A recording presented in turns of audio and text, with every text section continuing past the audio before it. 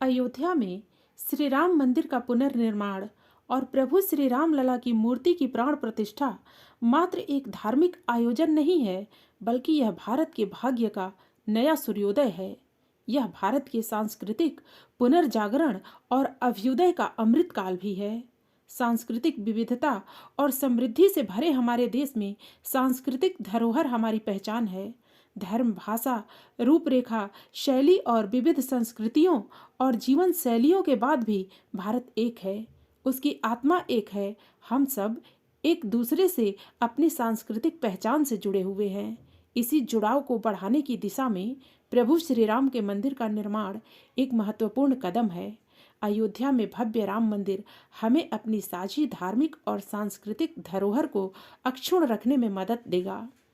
राम भारतीय संस्कृति के प्रेरणा पुरुष हैं। एक आदर्श राजा, आदर्श पुत्र, आदर्श भाई, आदर्श पति, आदर्श मित्र हैं। हम भारतीय जिन सात्विक मानवीय गुणों को सदियों से पूजते आए हैं, वे सभी राम के व्यक्तित्व में निहित है। इसीलिए श्री राम मर्यादा पुरुषोत्तम है और हमारी आस्था के केंद्र में है, हमारे चेतन अवचेतन मन में है और चिरकाल से इस देश के मानस में बसे हुए हैं। यहाँ राम सबके हैं और सब राम के हैं, चाहे पूरब हो या पश्चिम, उत्तर हो या दक्षिण। राम हमारे मानस में समाये हुए हैं। देश के किसी भी हिस्से में जाएं, आपको लोगों के नाम में राम मिलेगा। दक्षिण में रमैया, रामचंद्रन या रामनाथन हो, या उत्तर में राम शरण, राम सिंह या रामदास, राम सभी में है। सुबह की राम राम से लेकर जय सिया राम और जय श्री राम हमारे लिए अभिवादन और अभिनंदन हमारे व्यवहार में समाहित सन्निहित है। भारत ही नहीं, राम का संदेश भौगोलिक सीमाओं से परे सार्वभौम और कालातीत है। उनकी प्रासंगिकता महज भारतीय उपमहाद्वीप तक ही सीमित नहीं है।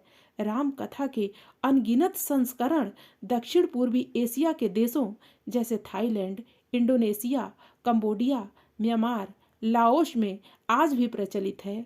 आज भी भगवान राम और देवी सीता का चरित्र चित्रण इन देशों की लोक परंपराओं का हिस्सा है। आज यही राम हमारे मानस से निकलकर प्रकाट्य में आ रहे हैं। राम के आदर्शों के प्रति हमारी प्रतिबद्धता एक लोक हितकारी न्यायपूर्ण शासन व्यवस्था को, जिसमें सभी के लिए शांति, न्याय और समानता हो, सुनिश्चित करती है। इसीलिए राम मंदिर का निर्माण न केवल भारतीय सांस्कृतिक एकता का एक अद्वितीय प्रतीक है, यह सुशासन और सामाजिक समरसता की ओर प्रवृत्त करने की दिशा में एक महती प्रयास भी है।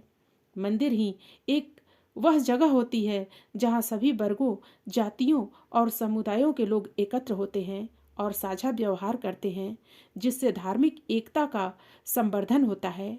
रामायण में श्री राम कथा ने सभी वर्गों और समुदायों को एक साथ लाने का संदेश दिया है तथा भारतीय समाज में धर्म, नैतिकता और सत्य के मूल्यों को प्रोत्साहित किया है। निसंदेह समाज में एकता और सभी धर्म संप्रदायों के बीच समरसता की ओर यह एक महत्वपूर्ण कदम है।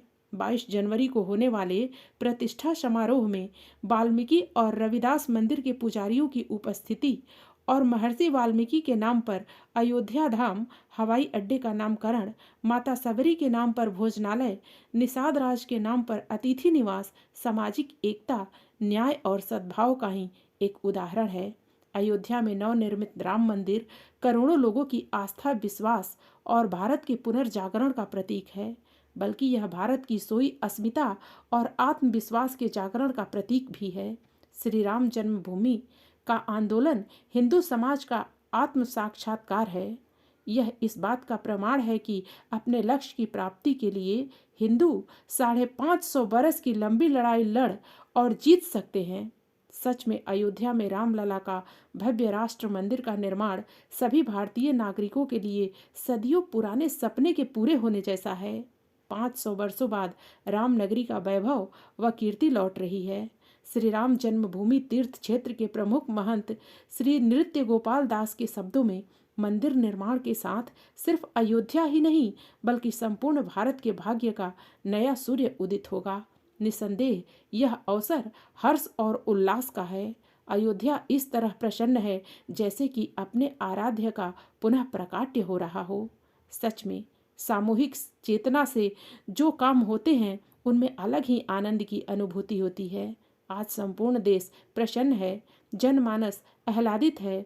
जिन असंख्य लोगों ने राम मंदिर आंदोलन में अपने प्राणों की आहुति दी है, उनकी आत्माएं प्रसन्न हो रही होंगी, क्योंकि उनका बलिदान अब सार्थक होने जा रहा है।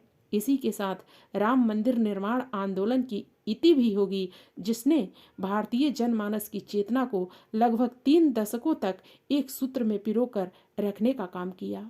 इसे विधि की व्यवस्था भी कह सकते हैं कि नवनिर्मित मंदिर में श्री राम के विग्रह की प्राण प्रतिष्ठा का शुभ कार्य राम जन्मभूमि आंदोलन के महानायक, पूर्व प्रधानमंत्री और सबके सम्माननीय श्री लाल कृष्ण आडवाणी और देश के यशस्वी प्रधानमंत्री श्री नरेंद्र मोदी की उपस्थिति में हो रहा है, जो स्वयं श्री राम जन्मभूमि आंदोलन के नायकों में से एक रहे हैं।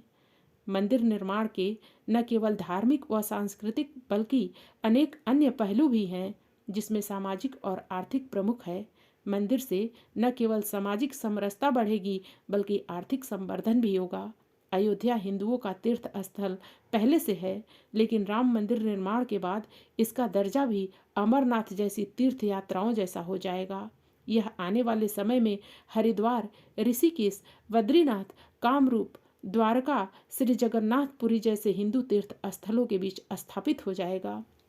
महत्वपूर्ण बात यह भी है कि अयोध्या हिंदुओं के लिए ही नहीं, बौद्ध और जैन धर्मावलंबियों के लिए भी महत्व रखती है। ऐसे में अयोध्या अंतर्राष्ट्रीय तीर्थ स्थल के तौर पर उभरेगी, इसमें कोई संदेह नहीं है। धार्मिक पर्यटन का मॉडल न केवल आस्था का संवर्धन करेगा बल्कि बड़ी संख्या में आर्थिक रूप से पिछड़े पूर्वी उत्तर प्रदेश की समृद्धि के द्वार खुल जाएंगे। सकारात्मक रूप से सोचें तो अयोध्या ने अपने विकास का मार्ग राम मंदिर के केंद्र में सुनिश्चित कर लिया है। निसंदेह राम मंदिर का निर्माण भारत के लिए एक ऐतिहासिक, सांस्कृतिक और धार्मिक घटना है, जो देश को एकता, सांस्कृतिक समृद्धि और सच्चे धार्मिक मूल्यों की दिशा में एकाग्र कर रही है। नवनिर्मित मंदिर ने भारत के सांस्कृतिक और धार्मिक विवादों को सुलझाने का एक अप्रतिम उदाहरण स्थापित किया है, जो भविष्य में देशवासियों को परस्पर सद्भाव के साथ आगे बढ़ने के लिए प्रेरित करेगा। हमें पूर्ण विश्वास होना चाहिए कि राम मंदिर का निर्माण भारत के लिए एक नए युग का प्रादुर्भाव करेगा, जो देश को सांस्कृतिक एकता, भ्रातृत्व और समरसता की दिशा में आगे ले जाएगा। जय श्री राम।